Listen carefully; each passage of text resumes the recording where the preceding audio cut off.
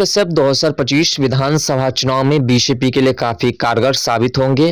मनीष कश्यप खुद के बल पर कई ऐसे विधानसभा क्षेत्र हैं जिस क्षेत्र में बीजेपी को बहुमत दिला सकते हैं।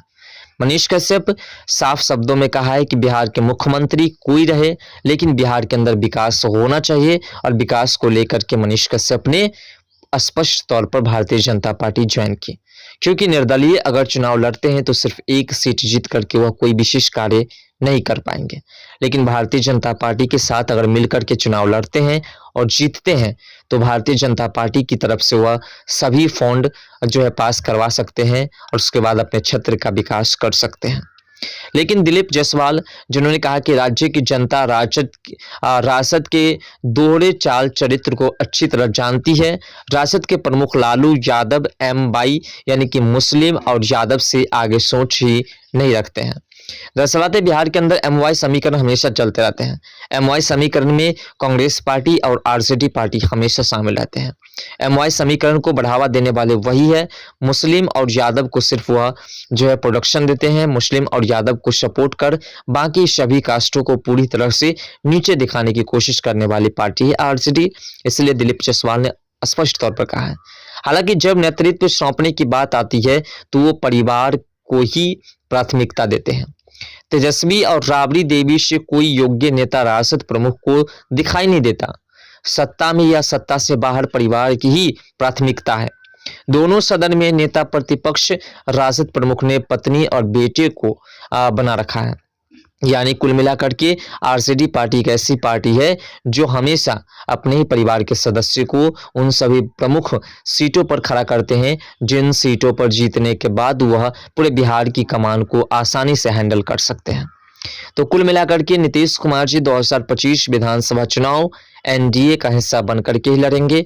2025 में नीतीश कुमार जी मुख्यमंत्री की कुर्सी पर बैठेंगे, भले कुछ पलों के लिए क्यों न बैठे, कुछ सालों के लिए क्यों न बैठे, लेकिन बैठेंगे।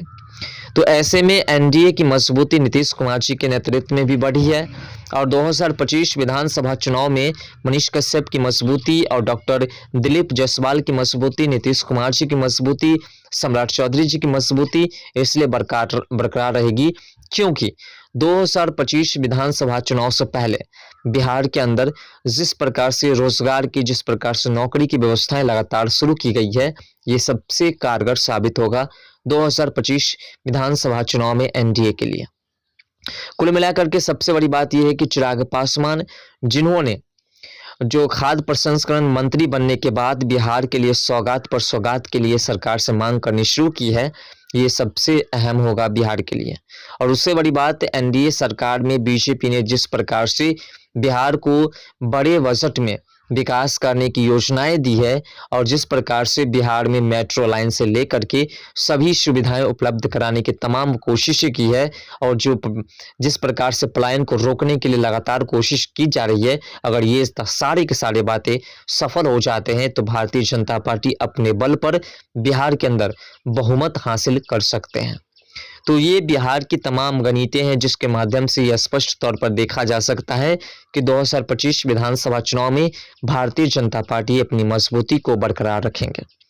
और सबसे बड़ी बात आरजेडी पार्टी और कांग्रेस पार्टी की कमजोरी स्पष्ट तौर पर 2024 लोकसभा चुनाव में ही देखा गया।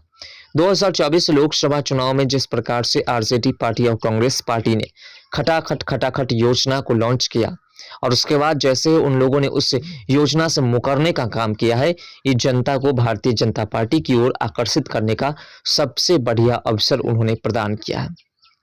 तो इसके लिए भारतीय जनता पार्टी के तमाम नेता भी आरजेडी और कांग्रेस पार्टी का शुक्रगुजार है कि तुम लोगों ने इस प्रकार से, कांग्रेस पार्टी और जदयू ने, आरजेडी ने जिस प्रकार से जनता को मूर्ख बनाने का काम किया है, उसी प्रकार से भारतीय जनता पार्टी ने जनता को अपनी ओर आकर्षित करने का काम किया है।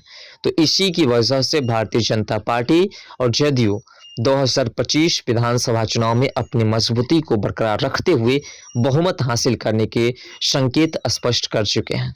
फिलहाल जो बिहार के नए प्रदेश अध्यक्ष बने हैं बीजेपी के दिलीप जायसवाल जी, वो काफ़ी अच्छे नेता है और उनके ही नेतृत्व में बिहार में बीजेपी चुनाव लड़ेंगे 2025 विधानसभा चुनाव का।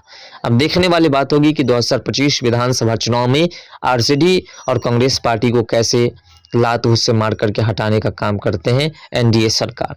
फिलहाल आपके हिसाब से क्या लगता है कि 2025 विधानसभा चुनाव किनकी उनकी बहुमत होगी? उससे 2025 विधानसभा चुनाव में अपना राय कमेंट सेक्शन में जरूर दीजिएगा।